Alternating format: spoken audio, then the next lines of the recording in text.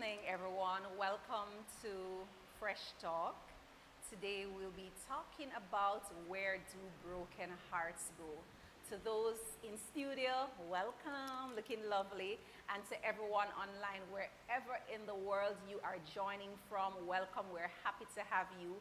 Please feel free to drop an emoji in the chat to let us know how you're feeling right now. How is your heart? If it's broken, give us a broken heart. If it is in a good place, give us that strong heart, just looking fresh and ready, because this is Fresh Talk. Fresh Talk is brought to you by the Singles Ministry of the Church of God of Prophecy, St. Catherine East. And today we are talking about where do broken hearts go. This is a real podcast, and we are talking about things that affect all of us. Whether you're young, old, single, married, widowed, just born, because I don't know, these days they're born with some things, you know. At some points, we are likely to experience a broken heart, and so today we want to delve right into it. I am Marjaalaine Francis, and my co-host is Jevaughn Graham, and we'll be talking about a very tender but a very necessary topic, one that we kind of hide away or shy away within the church, about broken hearts. It's the kind that often hides behind church clothes, makeup, ministry, and just about anything you can be occupied with so that you don't have to deal with the broken heart. It happens. Sunday morning smiles. In the church, we're very good at, I'm okay, I'm blessed and highly favored, even when your heart is being torn inside. But we want to be real and talk about it this evening. Brokenness can come from a very close individuals, such as friends or spouses, loved ones, and the sad reality sometimes even within the church. Yes, and of course, romantic relationships, because in church, no, we experience romance. We have romantic relationships that may leave deep emotional scars. But here's the good news. Psalms 34 verse 18 reminds us that the Lord is close to the brokenhearted. There is a safe place, there is healing for you, and so if you have ever experienced a broken heart, you know anyone with a broken heart, now is a good time to share the link. Those on YouTube, share so that they can connect with what we will be doing today. And so as we talk about where do broken hearts go, in the church culture, as I said earlier, we're good at praise the Lord, but we're not always good at saying, I'm not okay. And sometimes we just need to say to a sister, to a brother, I'm not okay today. Can we just have a conversation? Can we talk about it rather than just try to put on some church jargon, which sounds good, but really, so inside, your heart will tear out. So we want to talk about it, right? There are some persons who are very involved in worship. Sunday morning, you're leading worship, but your heart is broken. Preaching, but your heart is broken. Being a usher, whatever ministry persons are involved in, but there is a broken heart. So we're saying, do the ministry, but deal with the broken hearts. Brokenness can look like, as rightly said, smiling but hurting, serving but empty, praying but still feeling empty, attending church but still feeling invincible. Brokenness can come from pain from losing a child, or a change in your marital status, from married to divorce, from being married to being a widow or a widower. Disappointments, unanswered prayers as well. And the part about the unanswered prayer, sometimes we expect that when we ask God for something, we get the answer right away. And the truth is sometimes we're disappointed that God does not answer in the time that we want to. And our heart is broken, and we can be real before God and say, God, this is what is happening right now. I need help. God cares about our brokenness. He uses it. He heals it. He mends our broken hearts and restores us. So tonight, or this evening, wherever you are, we're going to be exploring where do broken hearts go. But not only that, where do we get that broken heart healed? We have with us these lovely panelists to our, that's right, starting with Miss Janice Lucas. I'll just allow them to introduce themselves quickly. Hi, good night, everyone. My name is Janice Lucas. I am an associate clinical psychologist, and I serve at the Jamaica AIDS Support for Life Kingston chapter. Fun thing about me is that I love a good coloring book. So give me crayons and a coloring book when I'm sad, and I'll be okay. Good. Welcome, Janice. Good night, everyone. My name is Abdullah Ali, and I hold a bachelor's degree with honors in social work from the Jamaica Theological Seminary. I am also a community development officer in the Spanish Town development area. I work in some of the toughest marginalized communities in the area. And it is very challenging, but one thing I know about myself, I love a challenge. My lecturers, while I was in college, while I was in college, taught me how to deal with challenges. So sometimes the challenges are so nerve-wracking, but because I was well prepared, I love a challenge because that is what social work is all about. Welcome, Sir Ali. My name is Sarah Campbell. I am a hairstylist by profession, but at this moment I am trying to explore different jobs opportunities to get a wider understanding of who I am. I love to dance, I love to play sports, I love to read, I love to research, and I love to understand how human thinks. So I'm a fun person, and there's more about me, but you know. Time won't allow. Yes. Thanks for having me today. Welcome. Night, everyone. My name is Fitzroy. Fun fact about I like arts. I like arts. I like going out with friends, exploring, trying different restaurants. I love to hike. I'm a sports person. I play football. And I find problem solving as relates to relationships interesting. It sounds like the broken heart specialist that will mend the broken hearts. And so Fitzroy will be sharing his journey of a broken relationship, and Tara will share her journey of an abusive relationship. We have our counseling psychologist that will help us to delve into how do we deal with it. We have our social worker will talk about the sociological perspective of how do we deal with brokenness. So we're going to be starting with Miss Tara Campbell, our guest, as she shares her journey. And we want to just begin to ask her to tell us about her story. What really happened on her journey? Just to be short, I was molested as a child, so that is where it really started from, trying to understand women. I did so many activities. I played a lot of sports. I did football, I did netball, I did dancing. I did everything to occupy myself, not to deal with the traumas. But that did not help. That was just a mask over what was inside happening. And I entered a relationship, and that is when my abuse started. And the abuse was just, I didn't understand that I was in an abusive relationship until he said something to me that nobody wants me. And that was when I realized that, no, this is an abusive relationship. Because if somebody can say that to you, it simply means that they are seeing themselves as a nobody. So why should I need this relationship?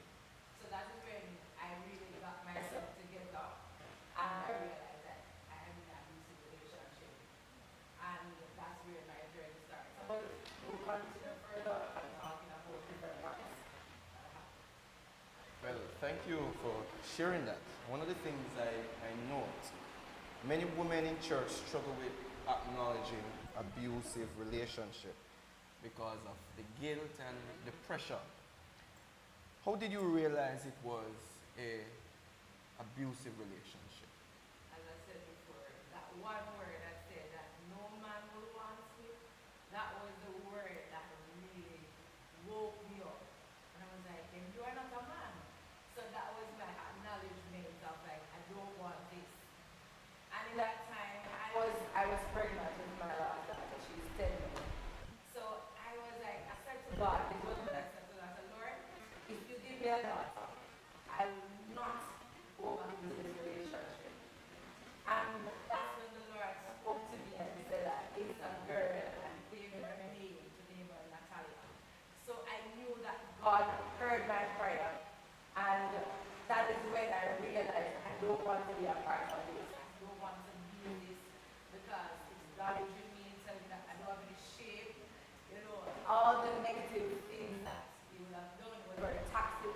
wanted me to be around a male friend or a friend, so I would like be by myself, and I realized that this is not something I want for myself.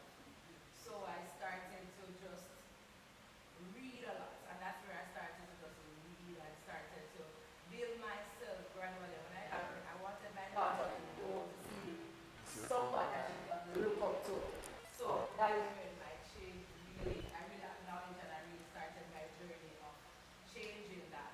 I don't want my daughter to go and to see me in an abusive relationship.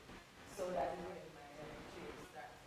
Would you say, was it a verbally? What kind of abuse? Verbally? It was more verbally? Physical, emotionally, All the outs. all of it.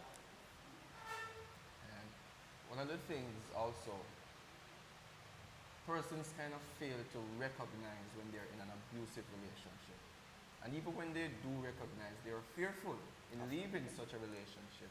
So I want to ask you, what gave you the courage to leave such an abusive relationship? God. As I said, when I just started to cry to God, I said, God, this is it. And even though when I said, this is it, I remember a day when I was walking on the road and he grabbed me from behind and he shook me and he was just struggling me and I was like, my last breath, I felt the breath leaving from my toe. So it was a struggling, I was reach right here. I said to God, you really are going to make this for like you me? And when I said that to God, that is how somebody could have get his hand from around my throat. And when he went to God, I felt everything, every muscle, every vein, everything in my body was just aching. And you know, when I even went to the police, and because their family is well known, I got the wrong. I was the one that got the wrong. And I was like, God, you know what? I am going to fight this battle with you. And I started to just read about psychology. I started to read books, finding myself, finding who I am as a person. Even though I used to do a lot of sports, and I was very athletic and I do a lot of things, enter a lot of competition, being good at school in my education, but that still was not me. I wanted to know who was Tara. What advice would you give to someone who is listening, who is watching, who is currently in an abusive relationship? My advice is that it's not healthy. It's not a place that you want to stay. It is not a place that you want to live. That is not something that you want for yourself. So you have to first do introspection. You have to look within yourself because knowledge is so wide now. It's not like back then when you didn't have social media. You have knowledge wide. So I know that you must have some idea or there's some signs to realize that you are in an abusive relationship. And if you realize a sign, what you can do too is like Google. Like Google the word and then you're like, oh, this is abusive or acts. Don't be afraid. I know that there's so much judgment around it because persons will judge you, especially why you stay so long, why you leave. But they don't understand that an abusive relationship is like a bondage, like you're in a prison. It's like you want to leave, you are not there mentally, but your soul is just locked away. You're not there mentally, and it's not something that you can just get up and just say, okay, run out of. You have to have persons around you. You have to have strong support. You have to look within yourself and love yourself enough. So you have to realize that, no, I have to leave this. And I had to make up my mind. I said, listen, even if I bet I am not staying, I am leaving this relationship. And I made up my mind, and that was what gave me the courage. You have to do a mental piece. You have to take the courage and speak to yourself and say, I am not staying in this. And find help. Read books.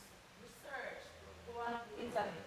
There's so many things out there that can tell you that you are in a relationship that is abusive because somebody has already been through it.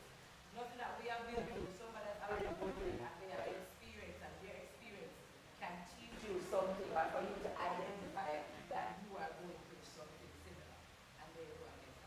Wow. Well, Tara, I must applaud you for being vulnerable, choosing to be vulnerable, the courage to share your heart, to share your story. Because the truth is, we know how it is. Once it's abused, persistence, there's a shame that comes with it. And I can imagine being in a church space if you are married to a minister and it's the minister that is abusing, you're likely to say, listen, we have to keep this because we don't want it to be out there with church. And you would have spoken to the heart of persons as to what they can do. I want for you to just tap in a little more to specifically to if it's somebody who is in ministry thinking that I can't put this out there, I just have to endure it. What would you say to that person? In ministry, I think is a place of, you have to be real, transparent. That at the foot of the cross, it's level. It doesn't matter if you're carrying a title. Because when you go before God, you're not going to before God with your title. True. He's saying Tara, or he's saying, he's calling you by your name. Yes. And asking what you have done. So it's not about the title. And we have to understand that if we as a church cannot allow persons to understand that, the church is a perfect place. It's a place where it's like an hospital where different persons or different struggles are there. So it's not a place where you can, and I thought that too. I thought that the church was just a perfect place. You know, just serving in ministry and just serving because they taught us to serve well. Yeah.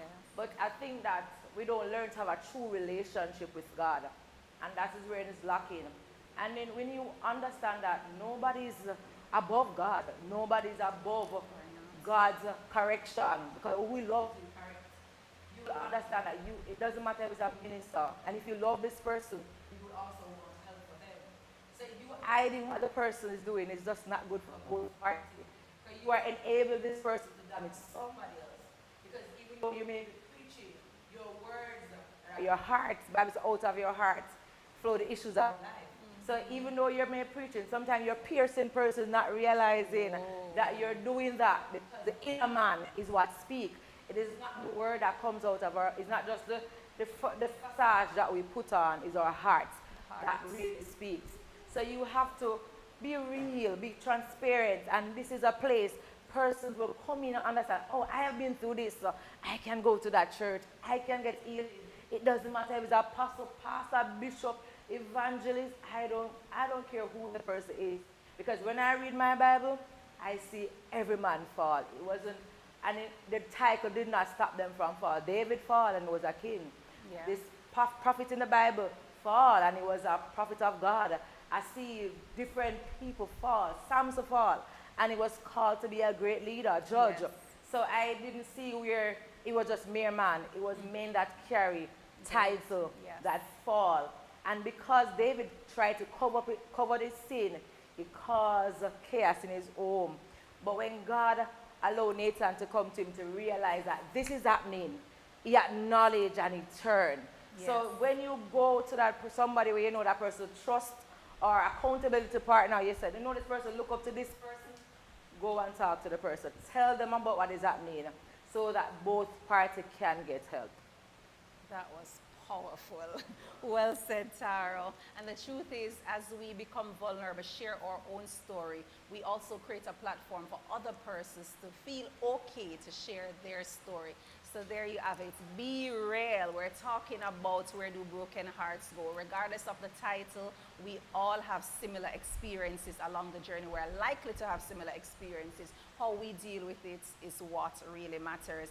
I know we have our next guest going to talk about relationship, but I think I want the psychologist to just weigh in on this now.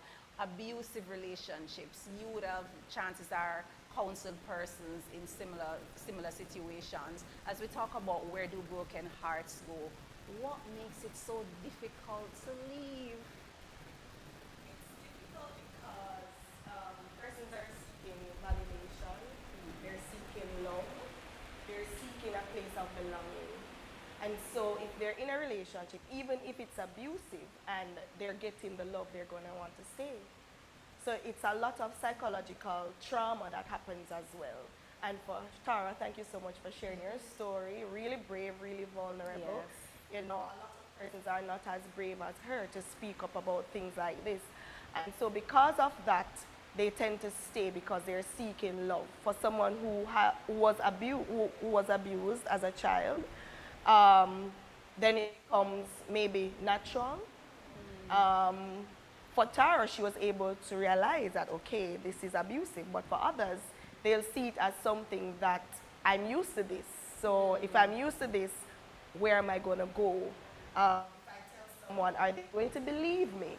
I'm not sure if for you as a child, if you had shared that with someone. For someone, children who go through that, they don't speak about it. And so they are afraid that if I do tell mommy that her husband abused me, mommy's gonna say, you're lying. You're telling a lie. And she's going to choose the man over her child. So if that child grows up with that, she's gonna now walk into another relationship.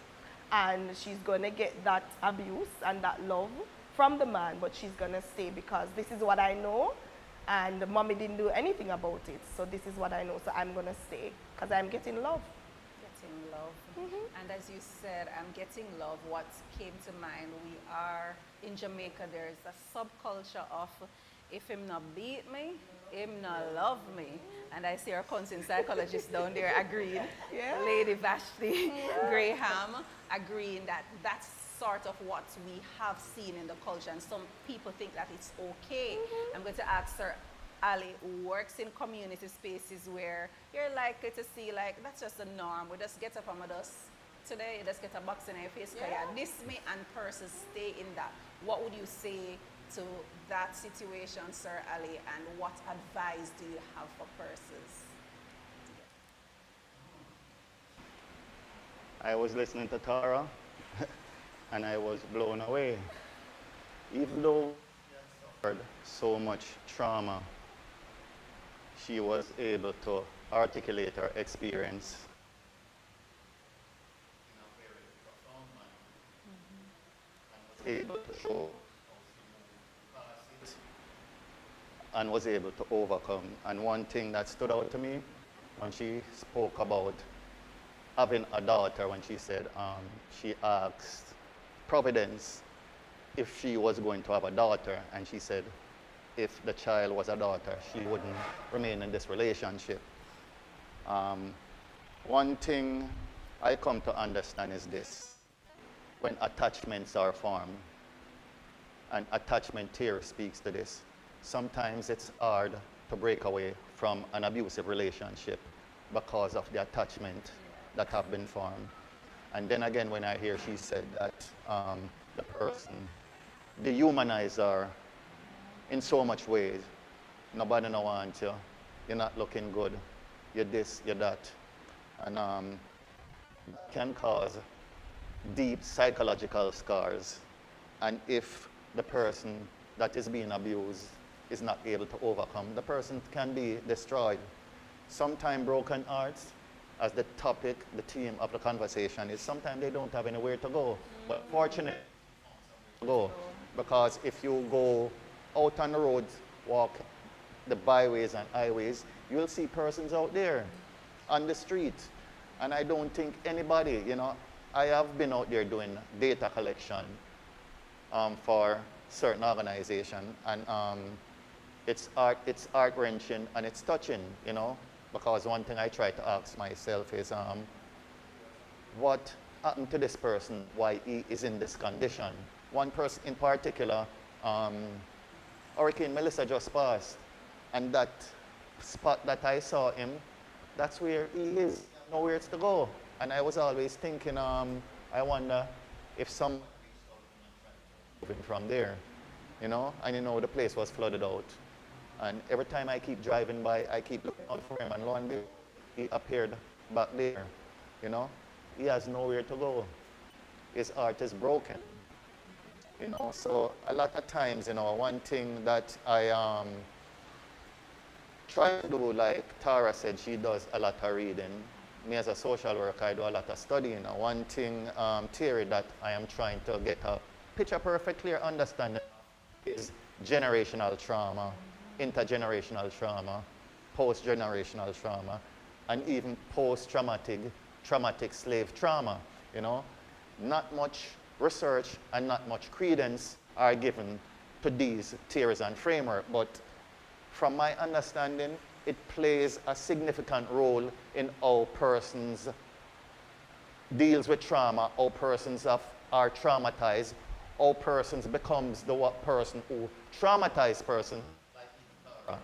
She gave her experience, and the person who traumatized her, I would like, if you could be here, to hear why did you do these things. But sometimes, like I said, generational trauma, intergenerational trauma, it's inherited. It's passed down from generation to generation through different mediums, And trauma on top of trauma, sustainable trauma. You listen to the music, it's trauma. You watch the movie, it's trauma. You step outside of your door, it's trauma. You even go into the transportation to get from point A to point B, and it's trauma, The drivers, the taxi drivers, when them start in and out, it's trauma, So we, as a people, coming from a place where there was so much trauma, and I don't know if person understand our experience, the slavery experience, the trauma that we went through, and person think that slavery ended 100 and odd years ago, and the trauma is done. It's still being passed down, There's a theory called epigenetics, that states that trauma can be passed down genetically. The genes might not be altered, but the epigenetic structure is being altered, And from one generation to the next, it's being passed down. And one part in the Bible that I always read is this. The Bible says one way, but you have to contextualize it in the 21st century, the times we're living now. The Bible states that curse is being passed down from the 3rd and 4th generation. I looked at it in the manner of and in the context of generational trauma. Trauma being passed down one generation to the next, from the 3rd generation to the 4th generation, because there's no recourse. Nobody stepped in, no psychological intervention, no psychiatric intervention, no educational intervention, no intervention at all. So these things are going to keep happening over and over again until it is being realized that there has to be some form of blanket intervention, where persons like Ms. Vashti stepped in, organized some form of blanket intervention and go into these inner city communities, because what I understand is a lot of trauma is being inflicted on persons inside the inner city communities, from all angles, not only from inherited trauma, but intergenerational trauma, family trauma, the powers that be trauma. Yeah, so Trauma on top of trauma, on top of trauma, sustainable trauma, Yeah. Thank you so much for sharing that. And as you speak to the shift, the focus on inner city, it's important for us to also state that regardless of your socio-economic background, you're likely to experience trauma.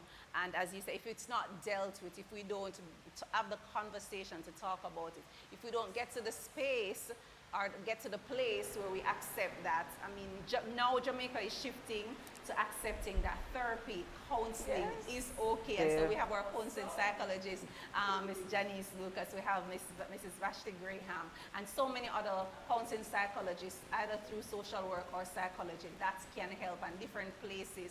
I'm coming to you, I realize that the hands are going up fiery, that it's important that we acknowledge where the broken heart is and to recognize that help is available.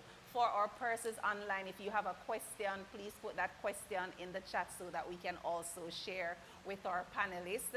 And I'm going to ask Sir Ali. As he was talking and talk about generational trauma, I remember when my baby father said to me, his mother didn't get any good treatment, so he's not treating any woman good. And my mother also said that same thing. Her father didn't get any good treatment, so she's not treating no man good. And I remember that word, and as we talk about trauma, sometimes a word can plants a seed, because his mother was abused by his father, his grandmother was abused by his grandfather. So it was something. And on my mother's side, my grandfather was abused emotionally by my grandmother. So it was, and then all traumas from every angle. So as he spoke about it, and that's what I dive into, trying to understand where is this coming from. Why am I attracted to certain type of male? Why am I attracted to certain type of company?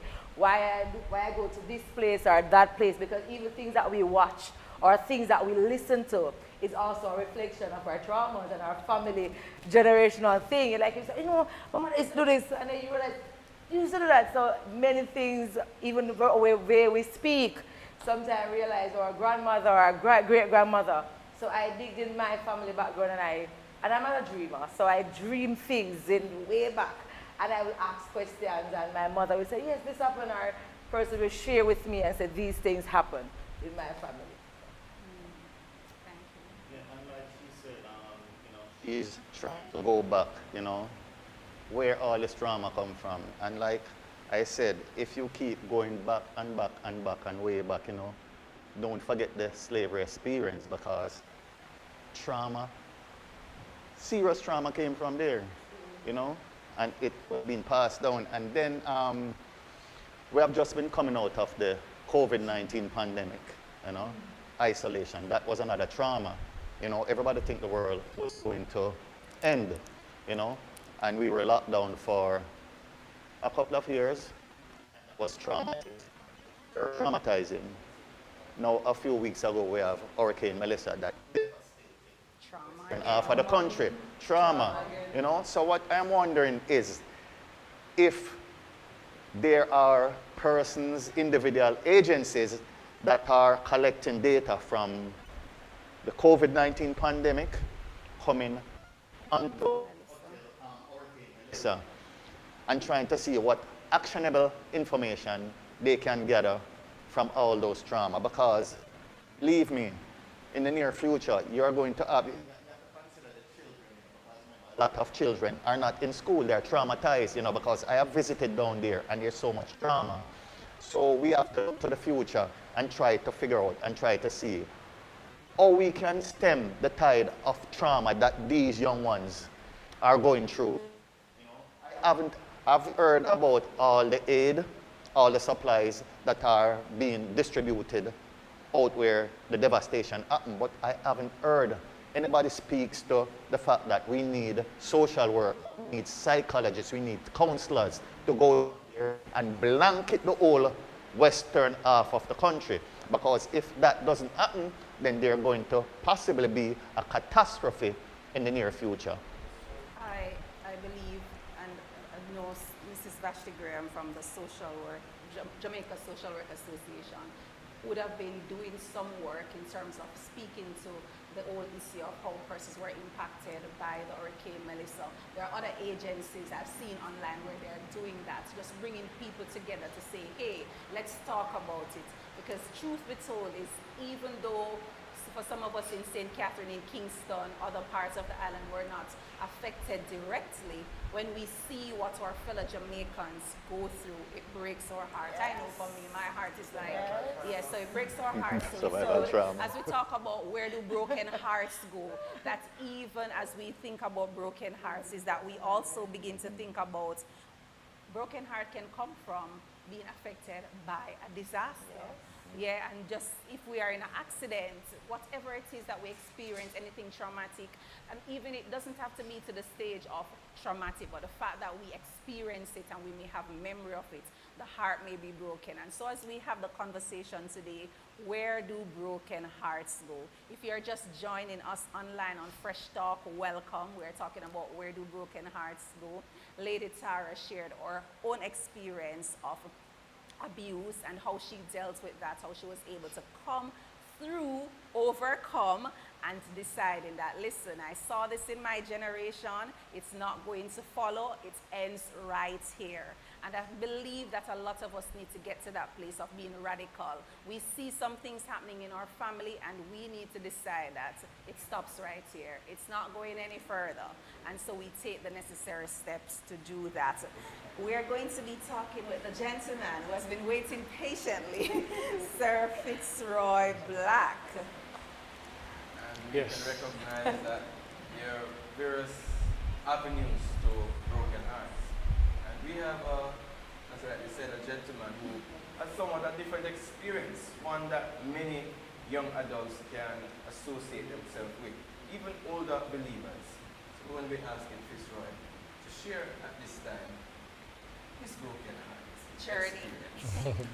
All right. Night again, everyone. Good night. So my first broken heart experience was in, high school, but a broken heart is a broken heart. Right. Shattered. I was in relationship with this young lady, and I follow her every day to the bus stop, and come back into school and do my work and thing. I was in a higher grade than her, I think 1 or 2 grade higher, until she would have informed me one day that she's interested in someone else. So initially, I pretend that I didn't hear until she repeated it. I'm like, okay then, you realize who you're talking to? We're in a relationship and you're telling me this, how am I supposed to feel about this? Those were the things going through my head. And I found out that the person she was interested in was a friend of mine. I was shattered. When I went home the evening, I'm a person who loves my food. When I went home the evening, I ate nothing. I just lay down in my bed, just looking up in the ceiling, asking God, what is this? What is this? What is this? What am I going through? How comes this happen?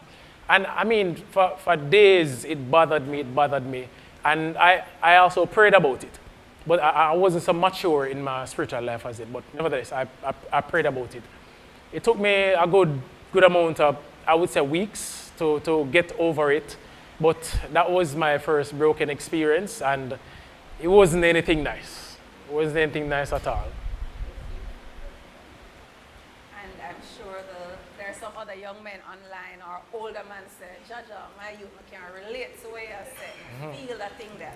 Heartbreak is real. Either if it was in high school, when you graduate, go to university as a big man, big woman, they're likely to experience heartbreak. Sir Fitzroy, you were shattered, couldn't even eat your food, and you love food like that. Food. How did you get to the place of saying, my heart is broken, but I'm at a better place now, I can move on and date another girl? Well, I would definitely say prayer. I'm a person who prays about everything from way back when. I pray about everything. Gradually, the Lord would have led me out until I'm completely out. Let you Out of the brokenness, a broken state. And as I say, it has a lot to do with prayer and taking my mind off the person. One thing I tried though that I would not recommend is try to put the attention on someone else by entering in another relationship. That's what I did, but that's not. Rebound, so there was a rebound right there. Yes. But you're not recommending it. No, not at all. Because you'll basically be using the person, Yes. which is, that's not a nice thing to do. So I definitely prayed out of it and tried to get my mind off the person, and seek help. I sought help. Get some good advice from some sensible people. Even though I got a few bad advices, I paid attention to the sensible advices that I got.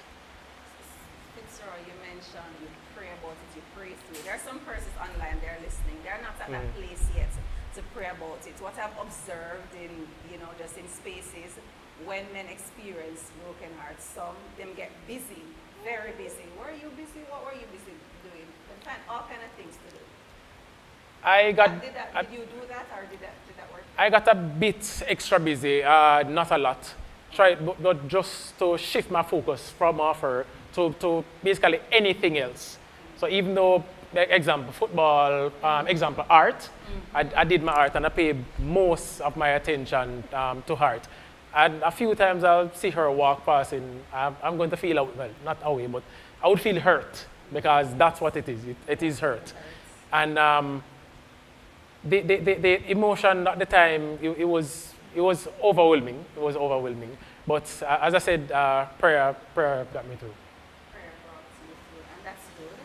We encourage persons to pray, and we also encourage persons to seek help.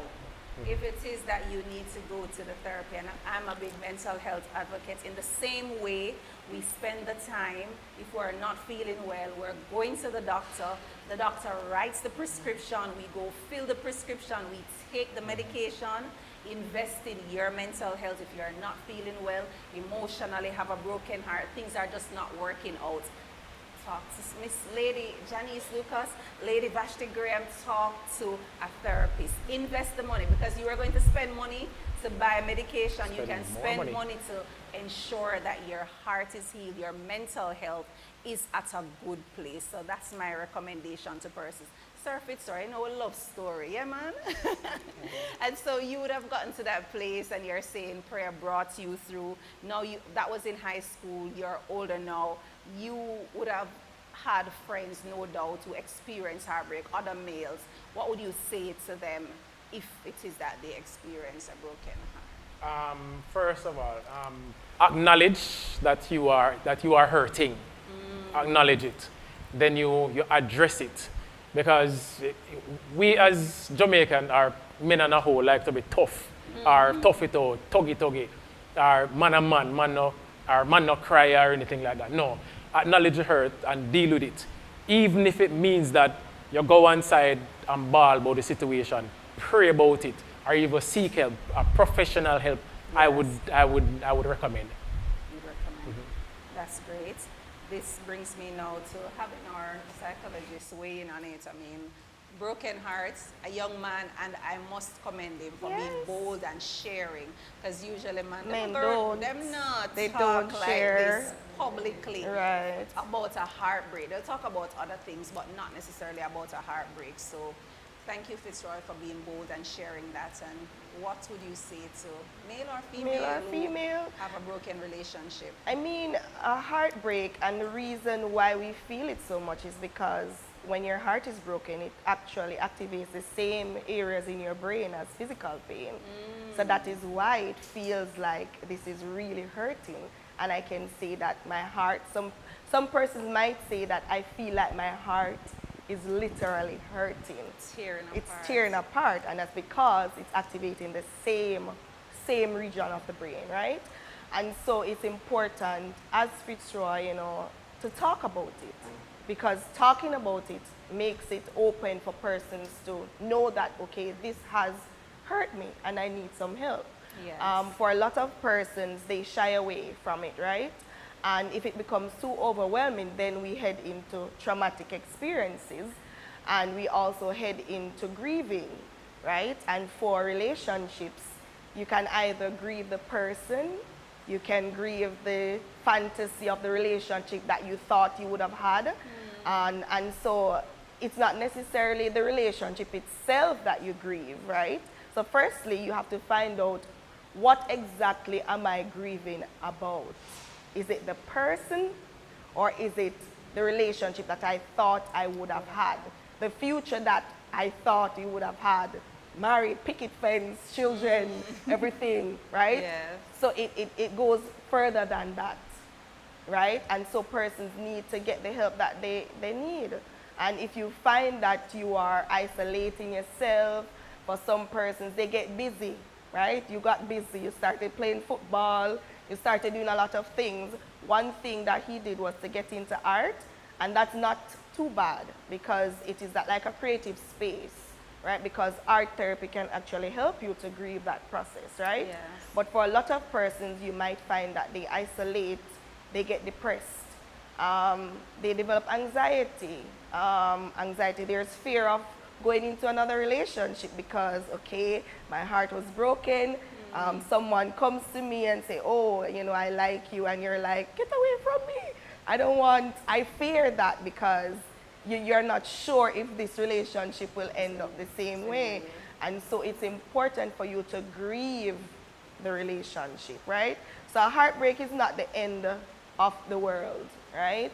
And for persons out there who have suffered a heartbreak, get some help. Find a trusted person. If you find that that person is not offering good advice, like Fitzroy said, he got some bad advice, but he chose to cling to the better advice, right? For persons, they might go into smoking, drinking. They find a lot of activities. Some people become promiscuous, right? For men, Jamaican culture, you know, the lady break my heart, so okay, I'm gonna break every girl's heart. And they just go along and the cycle continues. But get some help, right? And also for persons, there's the inner child that might also need some healing, right? So my heart was broken, but then it brings up the childhood experiences. There might have been some abandonment, and now your thought processes go way over. Nobody stays with me, everybody leaves. And so it leaves this scar that nobody wants me from that one relationship, right? So it's important for us to just get the help that you need and find a way to rebuild your routines.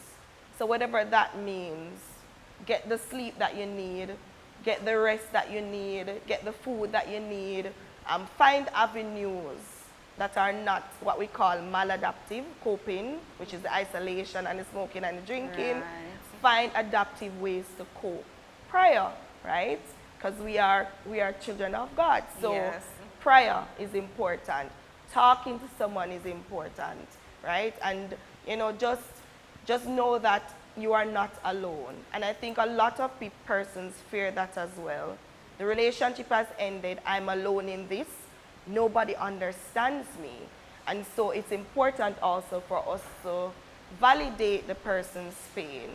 You know, some people might say, sure, you get breakout. Everybody get that. You will get over it. But then you now put up a facade.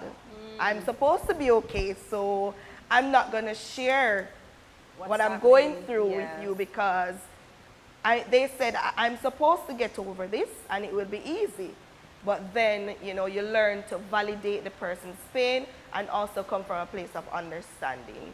So I would say get the help. If you find that you can talk to someone and they can offer some advice, pray with you. But if you know that you need some professional help, then get the support that you need. That's what I would say. That's a mouthful and some potent points there, some nuggets that we can take away from what Janice has shared. I particularly, what stuck with me as you shared, Janice, is the distinction between what are you grieving? Is it that the good body man gone? Yeah. Is it that the good body girl gone? Yeah. Or is it you're thinking, oh my God, we could have had this together. We could have had some children. We were making plans, but it didn't work out. So distinguish what it is that you're grieving about and then take the time to process it. Don't just go into the stuff that are going to be detrimental to your health. Lead your chances are into further heartbreak, but to take the time to heal. We're talking about where do broken hearts go. At the end of this discussion, we should be in a better place to say, I'm at a place of healing, or I'm on the journey to healing. I'm shattered, I'm broken right now, but I can get help. I'm gonna come to you, but we have a question from online. Okay. So it states, this is from Jasmar. Mercer, yeah.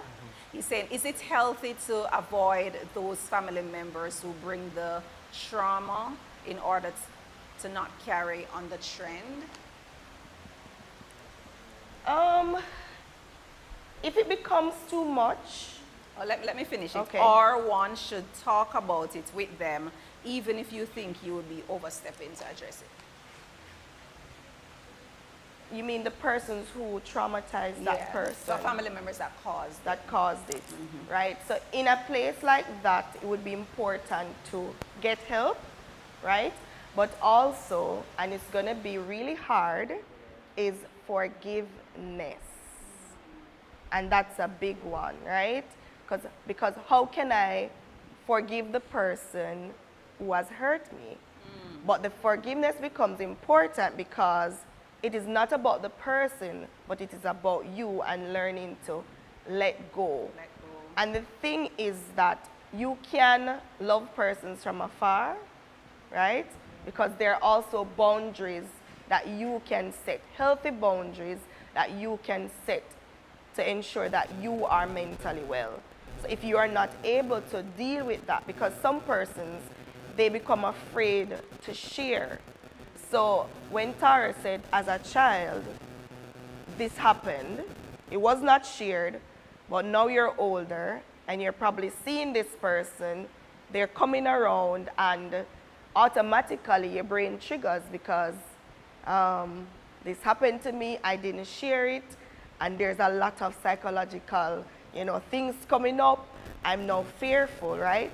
But it's important for you to get the help at this point. So I would say to, what's her name? Jasmar, is to speak to someone about it.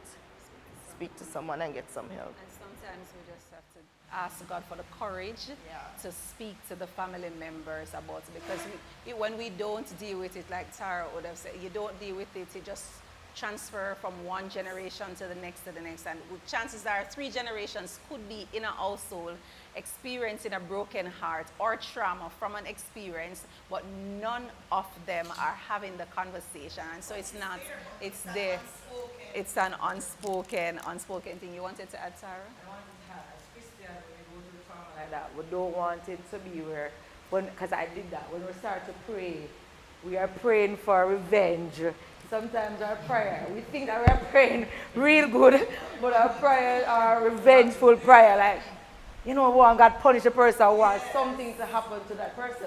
Because I did that. I remember when I was praying, because my baby father did, and he was always doing some stuff, and it was more than me. And I remember the Lord said to me, you're praying from a place of revenge. And I was like, what? I was so surprised, because I didn't think I was doing that. And then when I switched my prayer, not from that, but healing me as a person, praying for God to deal with me, I realized things that He doesn't bother me anymore. Because God now deal with me instead of me praying or watching one side. I say, wonder if something happened. Are you expecting something to happen to the person? When it don't happen, you start saying, no, so then how them get with this, or how this never happened to them back. And then feeling like God did not vindicate for you. While God did by healing you as a person. Because you have to remember that everybody's God's children, whether we like it or not. And it doesn't matter what they did, they can change. I had to add that frame of mind. Don't pray from a place of revenge. And sometimes we come to God because we went through trauma and we're expecting revenge. So we're not building that relationship with God. We are building this revenge motive constantly, daily life. And then we become so traumatized again. Can you keep on seeing that person, or somebody's familiar with the person, like, oh, that person dressed that way, or look this way, you smell this way, So you start to there's think, a trigger. you start to think, no man. And then for me, my molestation happened even in church. So it happened a lot of places. Because it's like, there was like a spirit attached to me that anywhere I go, persons will want. It doesn't matter if they marry them, pastor, it doesn't matter who they are. It's like they wanted to just do something, and I realized, oh, this is a spirit. This cannot be normal. So even in church, I did not trust no male leader. If you were a male leader, no. You would not talk to me. I would like, no one, because I feel like you're taking control or advantage over me. So I had a problem with anybody that was a male leader. So it's a lot of things that we have to deal with when we go through traumas like that. And even my family members, when I saw them, for me, I had to just forgive. I said, Lord, you know what? I don't think they knew what they were doing. Forgive them, God. I don't think they know. I don't think they knew what they knew what they were doing. So I just forgive them, and I realized I healed, and I saw them, and I didn't feel any little bugly or any little thing in my heart towards them. I wanted them to one of them died right now. They're now no longer alive, and the sad part of it, I hate it. That's the sad part about it. That attitude went over to promiscuousness and having a lot of females, and that cost him his life because he didn't deal with whatever was happening. So it's a lot of things that we have to deal with when we go through molestation, rape, or any kind of trauma. we continue the discussion on where do broken hearts go. I hear Tara saying forgiveness, forgiveness. I also hear Janice saying forgiveness is key. Sir Ali, you would have been in space where you see the issues come up and the maladaptive behavior that follows it, because we don't know, some persons are not at the place where, oh, I'm going to pray to God. They're just not there. They're not Christians and stuff. So what advice do you have for persons with broken hearts? Not from a faith, they're not from any faith. They're just living as it is to go through, to get through life. As I was listening to him speak, I remember a younger version of myself. The same experience he went through. You know, so I wanted to expose that. At this moment, I feel like I want to say to the men in the men online in the chat, broken heart, I know it. So when he said his girlfriend told him, I don't want to be with you anymore. I want to be with your friend. And he was broken hearted. You know? Me as a young man, I experienced similar situation like he experienced. Maybe not once but twice, you know, with the person I was in a relationship with, you know. Yeah. And it came to the point, like, I was just like, you know what? Enough girls. Enough girls. The story. Never have enough girl and girl in a bond.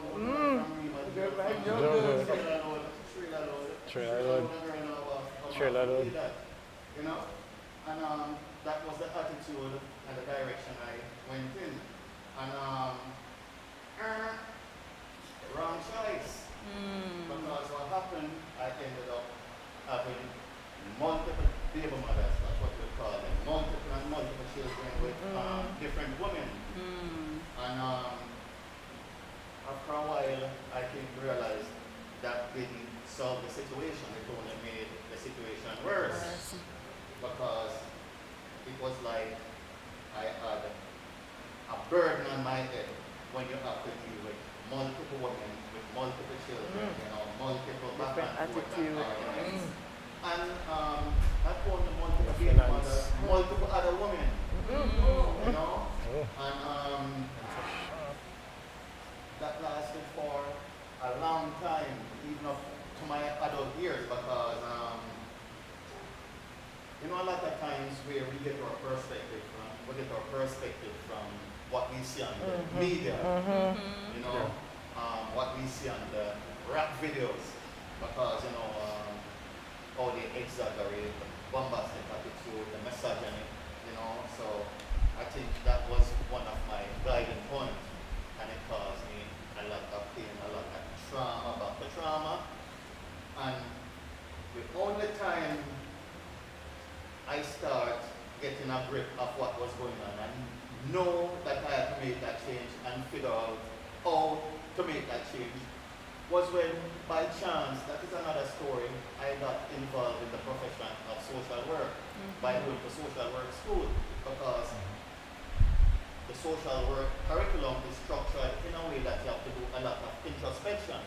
So what I start doing is trying to go back. You have to go back and figure out, where did I went wrong? At what time did I went wrong? At what point did I went wrong? How am I going to fix this? You know, and with the help of a lot of mentors. The mentors is over there, she can tell you a whole lot of discussions, you know, and a whole lot of emotional conversation. And I found my way, you know. I come to the realization what happened. And believe me, the girl in the bumble thing, it doesn't even matter anymore. It comes to the point, like right now, sometimes I am free, single, and I feel so comfortable, you know. But like, you know, we have to be careful, you know. One of the other things I come to discover is this. There are not a lot of mentors. True. The generation right now is not listening to the elder, the elders, you know, where, you know, back in the past, the elders used to sit you down and they give advice on life, relationship, religion, commerce, everything. You know, both male and female. No, it's not happening. It's, you know. So I figured out where I went wrong, you know, and the direction he took was the right direction, you know, because it looks stressless. You know, but believe me, I had so much stress until my good lovely mental teacher over there was one of the first who helped me find myself. Oh, wow. You know? And that's another thing too, you know, your identity.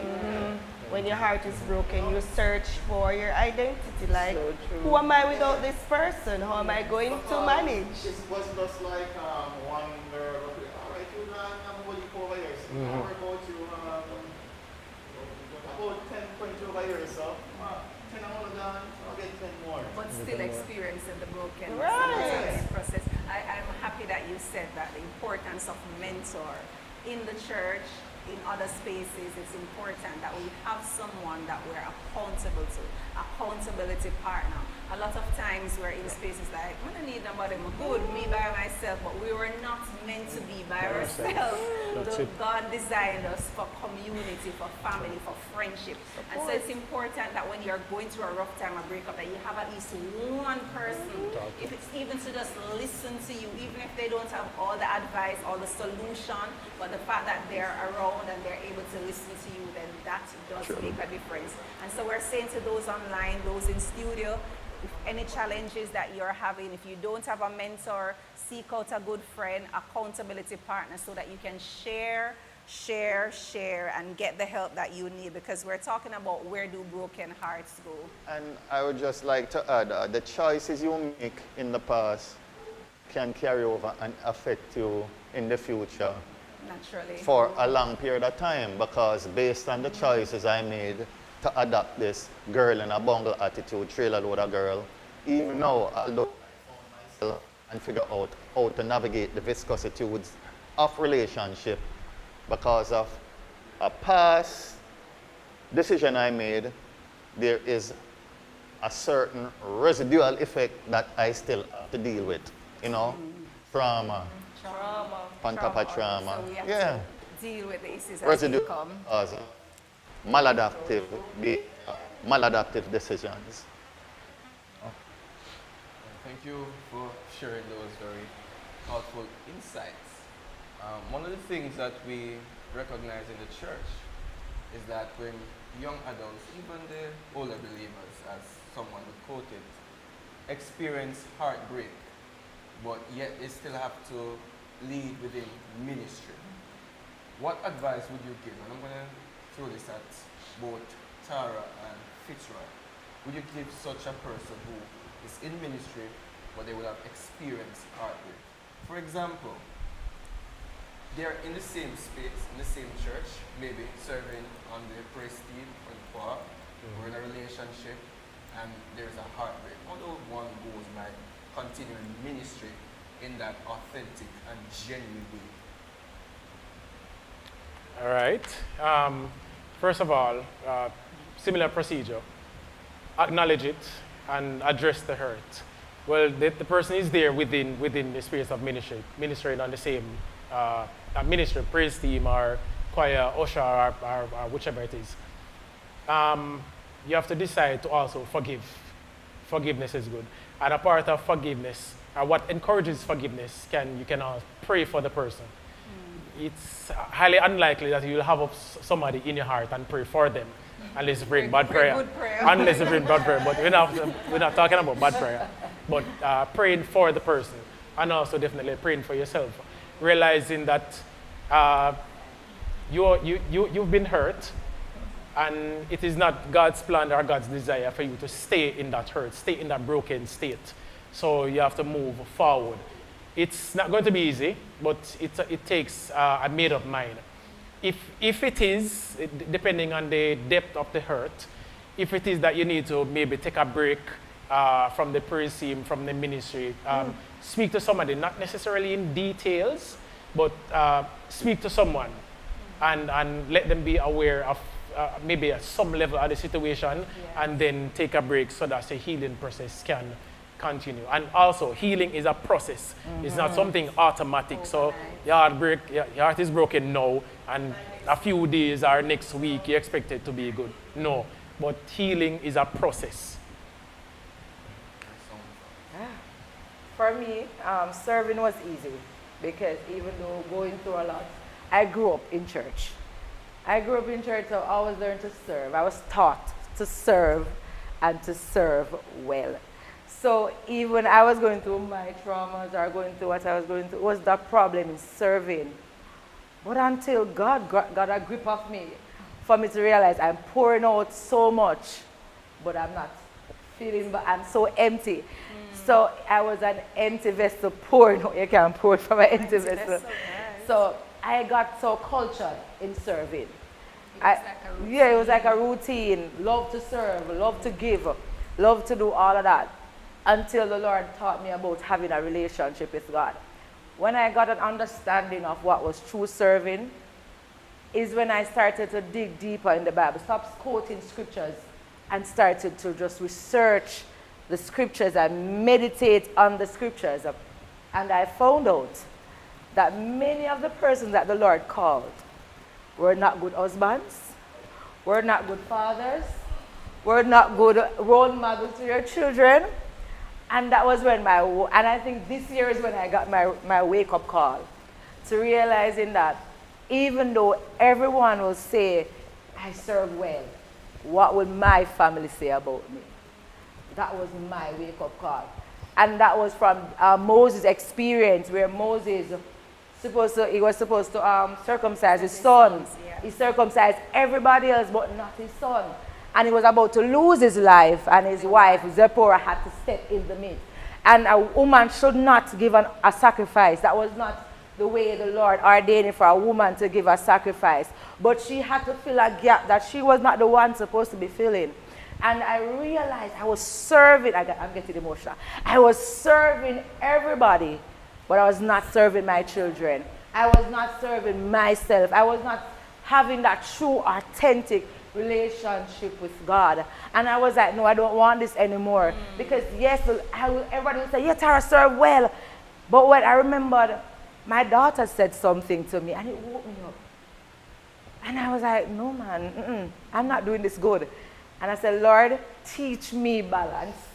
Yes. Teach me how to balance being in ministry, being a mother, and especially being a single mother. Being a mother and also pouring into persons. And no, I'm not afraid to take a break. I'm not afraid. I care less of what persons want to say about me, with due respect. Why? Because at the end of the day, I'm not going to stand before you. I'm not going to stand before nobody. I am going to stand before my God. And I realize it's my God, and God deals with everybody individually. And He may deal with us corporately, but at the end of the day, there's an individual, there's a secret place. When you go before God is going to expose you and show you. And I know that when you are cut, you're bleeding, you're going to bleed on everybody else. So when you're doing ministry, you're bleeding on this person, bleeding on that person, and you're passing your traumas to other persons. So I started to say, Lord, show me, like David says, search me, oh God. Yes. Show me myself. Where am I going wrong? What I must do? And I drew back. I stepped away from ministry. I gave up a lot of my position because I decided I want to find Tara. And I gave them up and I started to search for me. And I'm in the best place of my life. And I realized that I am serving better. And I realized that serving is not just in church. It's everywhere you go. Yes. It's every person that you meet. Every person you have conversation with, whether at work, whether in your job, wherever you go. And think that we are cultured just to serve in the church. But no, our life is supposed to be a ministry in our community. Because a lot of persons do not get time to read the Bible. They read your life. Yes. And what is it that they're reading? And that is where I started to realize serving, it is not just serving everybody else. You have to serve from a true, authentic heart. And it's finding who you are and who God has called you and where He has planted you to be. feel like we need to collect offering for this. Thank you so much, Tara. That's so passionately sharing her heart. And I see our in-studio audience, if you have a question, feel free to raise the hand so that we can get your question too. I know you're soaking in what we're sharing and all of that, and that's good. Tara, thank you so much for sharing that. And the value in stepping away. We're of a culture that we believe that once you're in a ministry, once you're doing it, regardless of what is happening to you, if you're dying, you have to show up every single day. Even if you're bleeding and you're ministering to bleed on other persons, you're still doing that. But it's important to take the time to heal and say, God, God, should I? And it's because we're afraid of being judged. You know, because somebody will say, oh, I wonder if she do fornicate. I wonder if she get pregnant. You know? So we are afraid of being judged, so we don't want to step away and to heal, to come again. And two, we are of the impression, we're taught that once you're serving, you should always be there, and the ministry is you. If you are not there, it cannot happen. But that's not the truth. We're saying to persons today, as we talk about where do broken hearts go, if you ever experience any form of brokenness, take the time to heal. We cannot give what you don't have. Cannot serve effectively from an empty place. We need to be filled, we need to be healed. And so as we're healing, we give other persons liberty to heal, yes? And so while we could take the entire rest of the afternoon to talk about this, we're winding down as we talk about where do broken hearts go. I'm not seeing any hands in the studio and any more question at this time for the online persons. So here is, as we wrap up, I believe I want to give our counseling psychologist just a final word for persons as we wrap up on where do broken hearts go, and then Jevaughn and myself will finish. Okay. So where do broken hearts go? If you don't find an avenue, it goes nowhere. It stays with you, right? So you have to know, as I said, find out the reason behind this broken heart. Yes. Where is it coming from? And that's where you have to deal with it from there, right? So for some persons, broken heart means physical pain. They feel their heart bleeding. They might become nervous. They're shaking. For other persons, it goes into depression. It goes into anxiety. It goes into isolation. It goes into bleeding on others, as Tara would say, snapping at persons. You find that you're getting a little short-tempered and you're wondering, and somebody might nudge you and say, you know, you're getting a little, and you shrug it like you're, but you don't realize that it's the effects of that broken heart. So know that we are here, acknowledge that my heart has been broken, right? If it is that you need to take the time, you take the time. Rome was not built in a day, right? And so if you need to take the time to heal, you take the time that is necessary. Speak with someone. A lot of times too, from broken hearts, there will come trust issues, right? Yes. It's not a skip over thing. It's not a push in the closet thing. There is going to be trust issues. And so from that, you find someone that you believe you can speak with. If you think that you cannot give the full story to that person, you find a therapist, find a counselor, find someone who you can speak with. Don't keep it bottled in, because at that point it becomes detrimental to you. Your mental health is declining. You find that you can't function at work, you're not functioning anywhere, you're snapping at everybody, you're afraid to go outside, you're afraid to talk to people, you're afraid of this, you're afraid of that. And so it's important to get the help that you need. So I would say, where do broken hearts go? They go nowhere. They stay with you if you do not get the help that you need. Well said. And so we don't want the broken heart to stay with us. We want to be healed. Oftentimes when we experience brokenness, we experience shame. And shame keeps people from reaching out for help. But shame is not from God. It's not where God wants us to be. Healing begins the moment you say, I need help. Right. And we heard a counseling psychologist, we heard our social worker, I need help. Acknowledge that you need help and get the help where you can. So we have been asking that question right through the night. Where do broken hearts go? We acknowledge when our heart is broken and gets healing. They go to a safe community and wise counsel. They go to truth, not silence or numbness. Find a community, a trusted friend, a counselor, a therapist. They go to healing spaces, counseling, and even therapy. And sometimes broken hearts go to God in pieces so He can mend and make them whole again. Regardless of our gender, age, or stage in life, we're likely to experience heartbreak. If your heart is broken, healing is available. You'd have heard it from our panelists.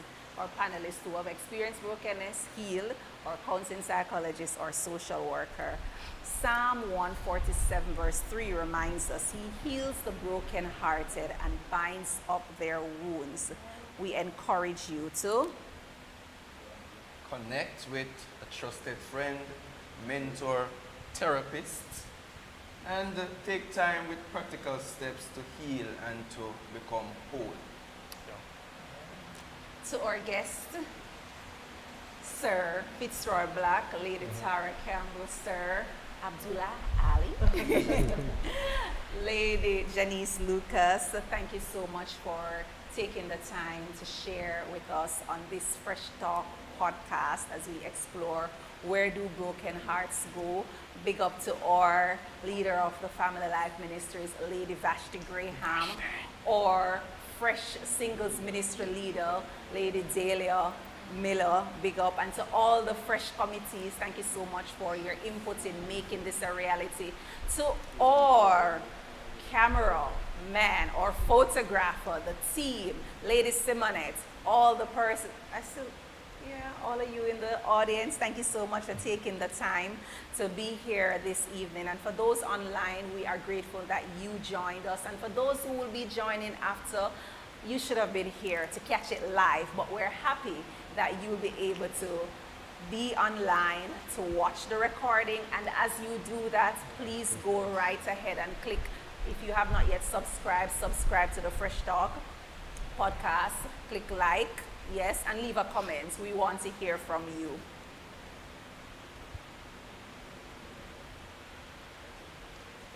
Thank you for tuning in to Where Do Broken Hearts Go?